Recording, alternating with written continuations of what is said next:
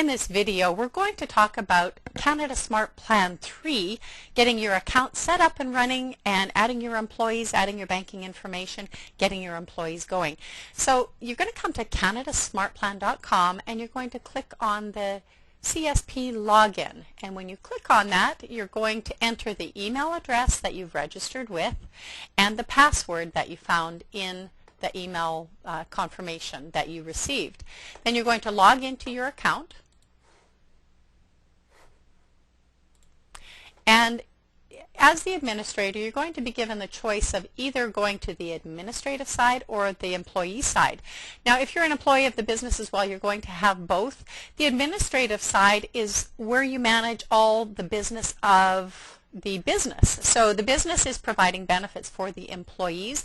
In the administrative account, that's where you're managing the banking information, you're adding and removing employees, updating that kind of information. So that's what you're going to do there. And on the employee side, that's where the employee adds their personal banking information, adds their dependents, and that kind of information. It's from the employee side that claims are made, and it's from the business side that claims are reimbursed. So we set up the information on either side in order to facilitate this transaction. But we're going to go to the administrative side, and you're going to come to the admin panel. Now, if it's the first time you're logging in, there's going to be a screen that comes up that asks you to accept the administrative agreement. So you're just going to scroll through that, read it, and click the acceptance of that, and then you're going to get access to your admin panel.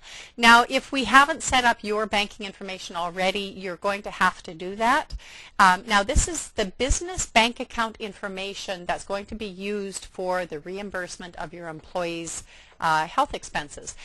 If you go over to the right, you're going to see My Company. If you click on that, it's going to give you access to the settings and information about the company.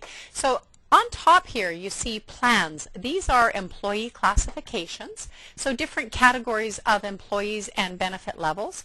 And when you click on any of them, a new window opens up and it tells you what the benefit level is that you're allowing each of these employees. So that information is provided there for you. Again, management level is different. There's a $5,000 amount for this one. But this information is what you've provided us for the different employee classifications and how much you want to give them. We add this to your plan, and then you can choose when you're adding employees what benefit level and what classification you're assigning them to, so they're allowed that much to claim in health expenses per year. To the bottom here, we've got company banking information, and it requires the bank number, transit number, and account number. So when you mouse over the right-hand side where the actual fields are for that information, it gives you the opportunity to make that change. If you do make the change, click on OK, and it's going to save the changes for you. Oh, I guess I didn't add anything.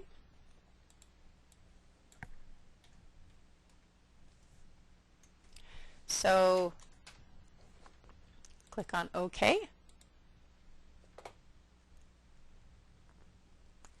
So if you're just updating that information, you can do that. And again, if you've provided us that information, we've entered it for you.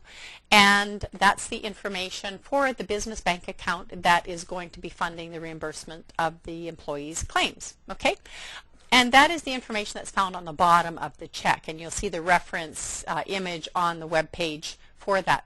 Now, if you have a different classification, if you're adding a different classification of employee in addition to what's already provided here, then you need to notify us and we add that for you. This isn't a function that the administrator is given because of compliance issues. That's something that we do have to add for you, and if you do need to add an additional classification, you'll see the link below this to be able to do that. Okay, so when you go into the employee section, this is where you can look at the employees, you can look up somebody, and you can add an employee. If you look to the right here, you see Add Employee, and it allows you to add whether they're single or family. If they are a family, then it allows them, once their account is set up, to add their spouse and their children.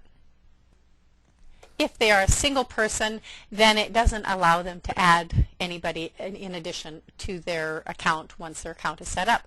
You're going to enter the employee name, the employee's email. Now this is the email address that the notification is going to be sent to them, allowing them to log into their account. It will give them a temporary password, and once they're in their account, they can adjust that password as well, as can you, the administrator. Where it says attach plan here, the plan is the classification. So what amount of benefit did you want to give each of this employee? So you choose from the ones that we've set up on your behalf, and you assign it to them, and this is where you do that. And then the rest of the information, the relation, if it's a spouse, dependent, or employee, that's what you're going to add there. Gender, male or female, their birth date, and what date you would like the benefit to begin. Now, if you've had the plan for a while and you're adding someone down the road, then what date would you like their plan to actually start? When you click on submit, it adds them to the employee amount or employee listing here. And when you go to the employee listing, you can look up the different employees. Now, just say that you're going to terminate John Black or make some changes for John Black. When you open up his file, you're going to see the options off to the right here. So if we're going to terminate this employee, we click on terminate this employee, and termination date must be chosen. So we're going to say today's date, click on terminate, and click OK, and now he no longer has access to the plan to be able to claim from this date forward. Now he's able to claim expenses that he has incurred up until this date, but he has now been removed from the plan if he's no longer an employee. So and you'll see him listed here in former employees. Okay, so that's very simple to do. It's really simple to manage everything in your Canada Smart Plan administrative panel. So let's just go back to my company.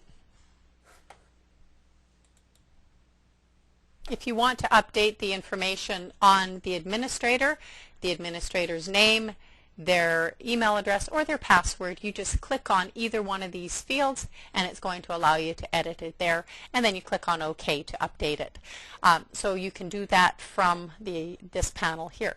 So this is the administrative side. We're going to go over to the employee side and look at how we set up the account there.